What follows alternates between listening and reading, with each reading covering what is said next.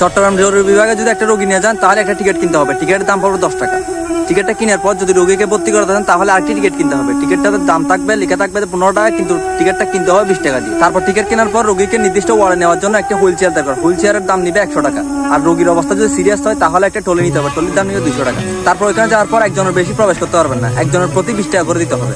তারপর 50 টাকা দিয়ে একটা বেড নিতে হবে। যদি 50 টাকা দিতে না পারে তাহলে মাটিতে শুয়ে রাখবে। এবার ভর্তি করার সাবজেক্ট শেষ।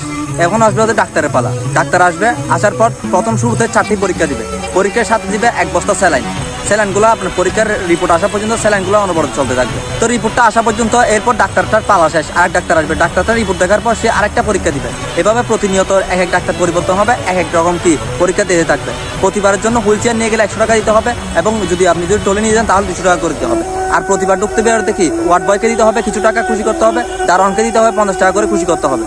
তারপরে এইসব কিছু করার পর এবার আসছে অপারেশনের পালা। অপারেশন করার জন্য একটা ডাক্তার আসবে। ডাক্তার সে একটা স্লিপ দিবে। স্লিপের মধ্যে 6 হতে 7,000 টাকার ওষুধ থাকবে ম্যাক্সিমাম, যেগুলো অফারের যোগ্য। আপনি চাইলে এগুলো খুঁজতে পারবেন না। হ্যাঁ, তারপর একটা সাদা কাগজের সাইনেচার নিবে, যেটাকে আমাদের ভাষায় বনসেন বলা হয়। মানে রোগী মারা গেলে ডাক্তারের কোনো দোষ নেই।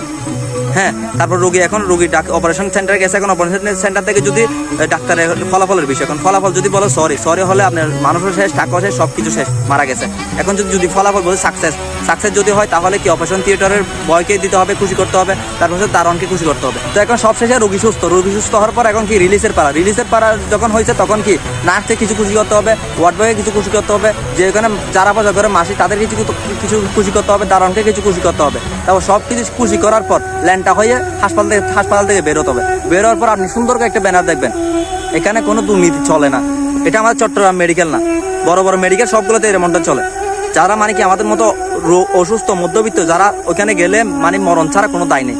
প্রতিনিয়ত পরীক্ষা, প্রতিনিয়ত খরচ, প্রতিনিয়ত একবার ঢুকলে এই টাকা ওই টাকা, মানে ওষুধের কোনো দামই নেই। যেখানে আপনি ওষুধ লক্ষ টাকার ওষুধ দিয়ে দেন, ওইগুলো খুঁজতে পারবেন না। খুঁজলে আপনার রোগীকে মেরে ফেলবে, এমনটা অবস্থা মানে কি আমার চট্টগ্রাম মেডিকেলে বেশি হয়। হ্যাঁ, মানে আমরা কোন পজিশনে আছি, আমরা যে কোন ফ্যামিলি থেকে আসছি, আমাদের চলাফেরার অবস্থা কীরকম তারা সেটা জানতে চাইবেন। তাদের পকেটটাই মেন। এগুলোকে কোনো মানে সরকারিভাবে কোনো আয়তায় আনা হয় না, কারণ এটা সরকারি মেডিকেল, আয়তায় আনা হবে না। সবাই জানে, ম্যাক্সিমাম মানুষ জানে এখানে কি দুর্নীতি চলে। তারপর দুর্নীতিগুলোকে দুর্নীতি বলে না, এগুলোকে বলে ভালোবাসা, এগুলো বলে সুস্থতা, এগুলো নাকি ন্যায়ভাবে কি চিকিৎসাতে কোন দেশে আছে আমরা। বিষয়টা ভালোভাবে বুঝবেন, আপনারা এগুলো থেকে সতর্ক থাকবেন। আর যদি পারেন ভিডিওটা শেয়ার করেন, যাতে এটা কিছুটা হলেও কি মেডিকেলে কাজে আসে। ধন্যবাদ। আসসালামু আলাইকুম।